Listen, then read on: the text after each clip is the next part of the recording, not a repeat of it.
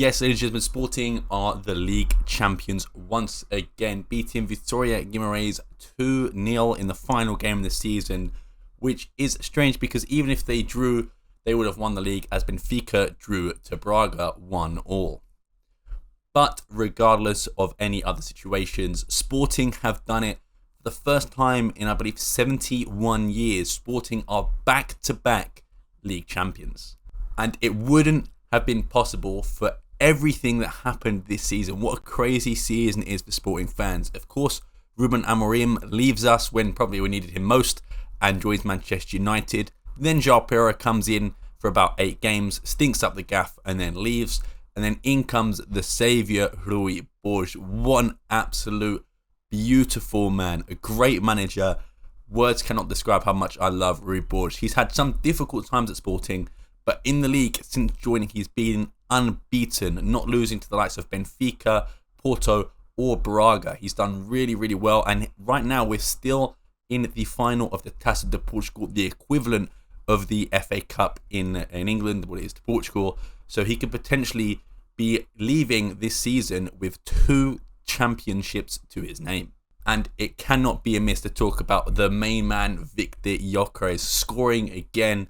He is just an absolute unbelievable specimen of a player. I think surely now the best player I've ever seen in Portugal, and probably a sporting legend, certified sporting legend. Probably the best player I've ever seen play for my club. And there's that man there, Bruno Fernandes, is definitely a close second. But for me, Gyökeres is just so good, man. He scored, what, like 100 goals in 2 seasons? That is absolutely incredible numbers and something we're probably never going to see again. Something the likes of guys like Falcao, Cardozo, Jonas, even like Mario Jardel couldn't really do, even going further back in the day of some of the amazing strikers that have graced the Portuguese league. None of them have been as solid and as great as Victor Gyökeres has been.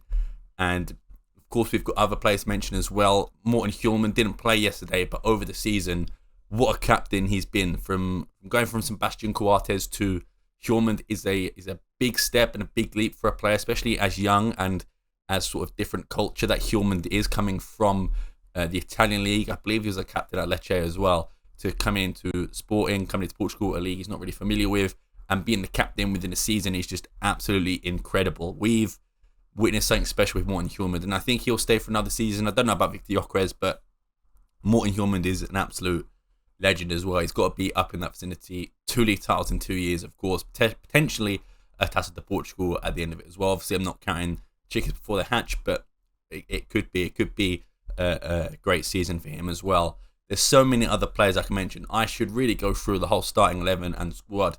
We've got Rui Silva in goal, of course, brought in January by Rui Borges, and ever since he's come in, he has been a rock. No disrespect to Franco Israel, because he was sort of pushed in at the deep end when Vladan Kovacevic wasn't working out very well.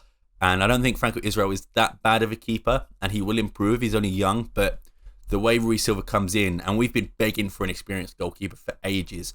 When Adan started falling off, we needed an experienced goalkeeper. There were so many around Europe, but we decided on Rui Silva, and he's been absolutely fantastic. He's been just so good. Every time there's like a through and goal attempt or something like that, or a shot from outside the box, I'm always like, nice, okay, Rui Silva's got that.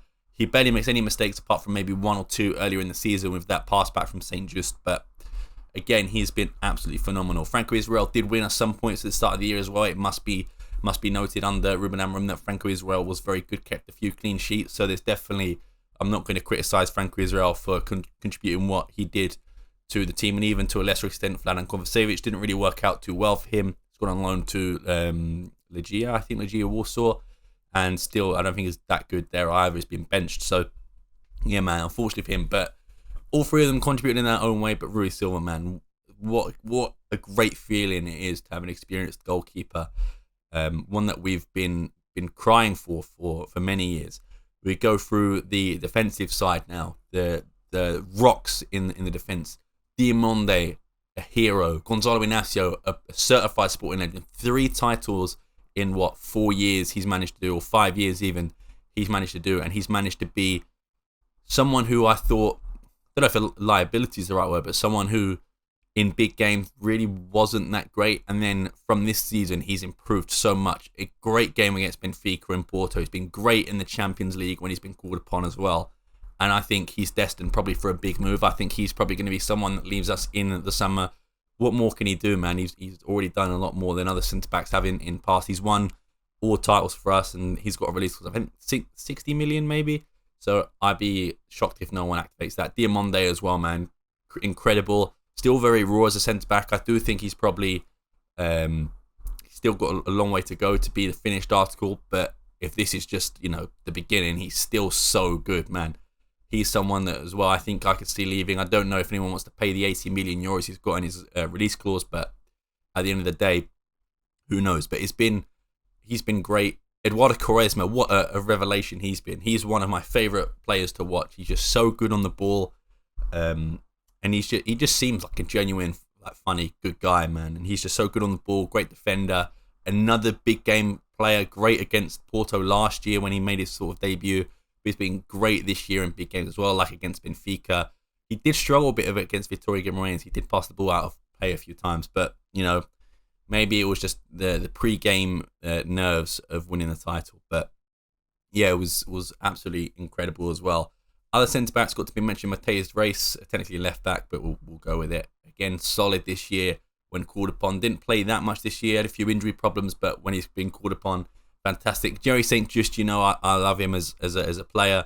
He's had a really bad time over the last few years with injuries, but he seems to be over it now. Hopefully, he's been playing in a few consecutive games, and it is a luxury to have St. Just off the bench and have him, even if it's for 2-3 months a season. It's still great to have someone of his caliber there in the team. But let's move on to someone who is a centre back, but then is also been one of the best midfielders in the league, Zeno de Bast, man. Someone who started off really shaky, I think, in the first few games. He scores that screamer against Lille, and the rest is history. Every single game he's improved. I think you can literally see the trajectory go like that for Zeno de Bast. Even after Ruben Amorim left and he was sort of shoehorned in the midfield due to injuries to Morita, to Danny Bragança, to João Simões, even to Hjulmand at parts and suspensions, he's been absolutely fantastic. And I think the midfield two of the next year, if that's the same tactic Rui Borges is going to stay with, should be Hjulmand and de Bast. De Bast is just so good. For someone who is naturally centre-back, he can take corners, he can take set pieces, great on the ball, great crosser, good in the air. Again, I still think he's a bit raw, but if he continues to play the way he's going, he's going to be one of the best midfielders or centre-backs in the world. And that is not hyperbole. I think that is genuinely going to be the case. In terms of other defenders as well, Fresneda didn't really do much this season, but when called upon, very good. No notes there. Ricardo Esgaio as well, man. We all say what we want about Esgaio, but he loves the club, and there is no way of saying that. He gets the most stick. He's probably St. Just said he's got the best mentality in the squad. He doesn't play every game. He barely plays at all, but when he's called upon, he will try his best. Sometimes it doesn't work out, but he absolutely loves the club, man. He loves it. Going through to some more players now. Midfield, Morita, I really can't say much about this season. He has been poor. He's been very injury prone. He was good yesterday though, but injuries happen. I'm not going to go through every single player because we'll be here for ages, but I want to give special shout outs to Nuno Santos, of course, was injured. Danny Bragança was injured for most of the season as well. João Simões was injured from February too. So 3 players there that unfortunately missed out, but still contributed in their own way. But looking at guys who came in, Maxi Araujo, absolutely fantastic. I love him as a pit bull, proper South American player. He loves the grit. He loves the shithousery, everything like that. He's just so good, man. Jenny Katama, of course, big game Jenny, scoring against Benfica. We love him so much. Just again, a great player. Giovanni Kenda, first season, first title, potentially first 2 championships, 2 titles, trophies, whatever you want to call them. Again, he's off to Chelsea in a year, but we get to keep him from another season. He's just been steadily improving. He's not played much recently just because of how Jenny's been playing, but when Kenda comes off the bench, it is a great thing to have someone of his caliber come off the bench. And, he's played in really, really good big games as well, scoring against Porto on his debut as well. And, he's the sky's the limit for him. I've mentioned Hjulmand, of course, already, and I've mentioned a few other players already. Victor Gyökeres.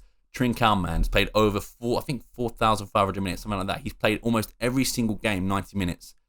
And he's just so good. He's absolutely knackered. You can see it every time he plays. The boy is so tired. Rui Borges, just give him a rest, man, or don't give him a rest until Sunday. Let him play Sunday. But he's been, he's been killing it, and I think he's probably going to look to move in the summer. I think we are looking at a rebuild in the summer, but I'll get onto that in a minute. Conrad Harder off the bench, man, very, very, very strong-minded. I think very good player. Again, very raw, but he saved us a lot this season, especially against Braga, where he scored twice. But he's someone off the bench that I think in a few years is going to be the main striker, if not next year. I don't think he's ready for it yet. I still think we probably need a striker if Victor Gyökeres goes. But in terms of the future, Conrad Harder has got to have his name in the conversation as well. Guys like Biel didn't really play that much either.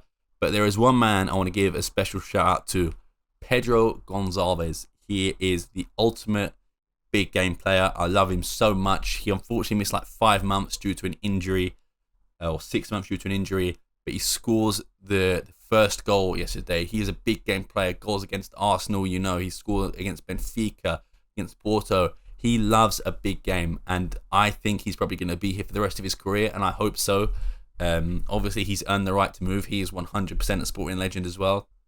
So if he did want to move on, I'd understand it, but just due to the injury he had last year, hopefully now with a whole preseason, he should be back to his former self. But I love him so much, man. Pedro Gonçalves is insane. But now we've gone through the squad, let me talk to you about Ruben Amorim. So Ruben Amorim, I don't know if the players sort of turned on him after he left, but if you look at some of the pre-match or post-match quotes, you've got Eduardo Quaresma saying, thank you, but you left, so someone else is here now. Pedro Gonçalves mimicking the words he said at the title celebration, where it was, along the lines of, they said we couldn't do it without fans. They said we couldn't do it without so-and-so, but are we going to try and win the second title in a row? Let's see, and drop the mic.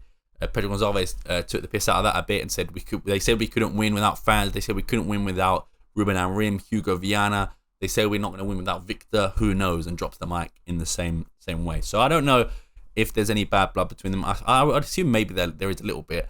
But yeah, I think Ruben Amorim, I think whether he made the wrong or right decision, because they are, of course, in the Europa League final, which is going to be this Wednesday. But at the end of the day, he left something. He took a chance, and it hasn't worked out thus far.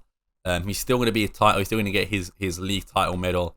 But it shows that I guess we didn't really need Ruben Amorim that much. Obviously, he did help us. We were like 11.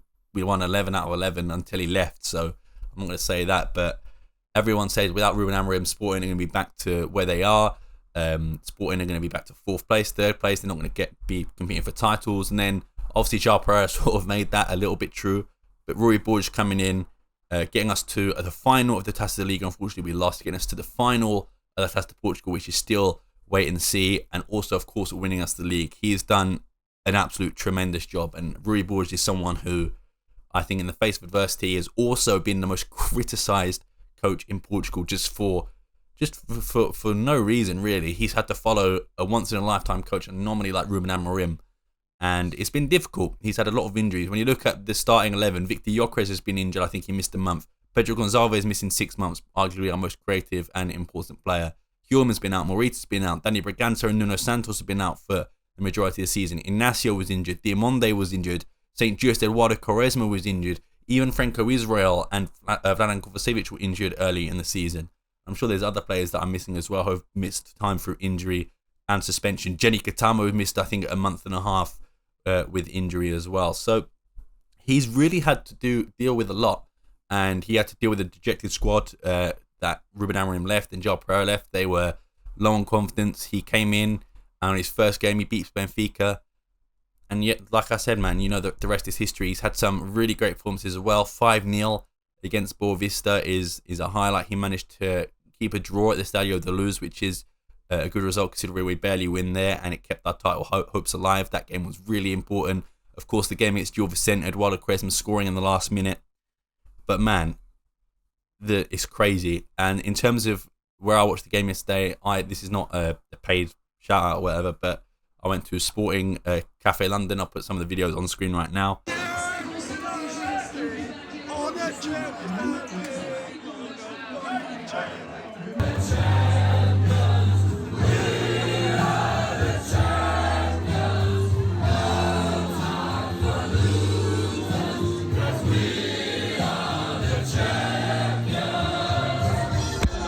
But it was absolutely crazy atmosphere. I enjoyed myself. I may have had a few too many beers. I was dancing on the table, but you know, at the end of the day, it was for a great cause, and it was amazing to see a community come together. There's been much said about you know, immigrants in this country and stuff, and I'm not going to get too political in that, but seeing a place where a bunch of immigrants, in my case, second generation immigrants, and fans of sporting, and there's going to be Benfica ones of Porto, coming together as a community as a whole and being able to celebrate with each other and be friendly with each other, and you know, whether it's hugging strangers and stuff like that or talking to people, it is a crazy atmosphere. And if you are Portuguese, even if you're not, I'd recommend going down there for a game, because it is absolutely incredible atmosphere. Food is good, the drinks are good, and it's just crazy. I got to experience that with my dad and my brother. It was a great family thing. I even met my cousins that we didn't know they were going to be there as well, which is kind of crazy, small world, but it's just an incredible thing. And it is a moment that I will savour for the rest of my life, and hopefully, God willing, if I have kids in the future, I can bring them there as well, and it can be a whole generation thing, because it's just crazy to witness the highs and lows and the emotion that football brings. I'm turning into a bit of a cliche here, but it's crazy that people say football is just a sport, but it is livelihood. It is life for some people, and I include myself in that. But yeah, man, I'm not going to waffle too much. I've been speaking for nearly 20 minutes. But yeah, rubenamorim, mate. If you, good luck on Wednesday. I know you're probably going to watch this. But good luck on Wednesday. I do hope you win, because you know, I like you, to be fair. I think you're a great manager. I like Bruno Fernandes as well, of course. Although in my my video about doing predictions this year, I did say that Ange Postecoglou will win a title this year. So I'm on the fence. Either way, I guess I win. But yeah, regardless of that, what an incredible night, what an incredible season. Ones of ups and downs. One which, you know, in terms of my channel, crazy amounts of views when Ruben Amorim went to Manchester United, and 1,600 subscribers, something like that. So I appreciate you all. I appreciate everyone who's watched my videos, who's shared them, liked them, whatever. I appreciate you, man. And hopefully we can get on to more stuff next season. Hopefully we can get on to more different types of content. I am enjoying stuff. I'm enjoying YouTube. I didn't upload for the last 2 weeks because I was in America, so I do apologize for lack of uploads, but we will be back to the regularly scheduled programming soon. But anyway, I've been Sam Fonseca. Thank you very much for watching. Thank you for all your support this season on my YouTube and my socials. I really do appreciate it. But yeah, we are the champions. I'll see you next time, and peace.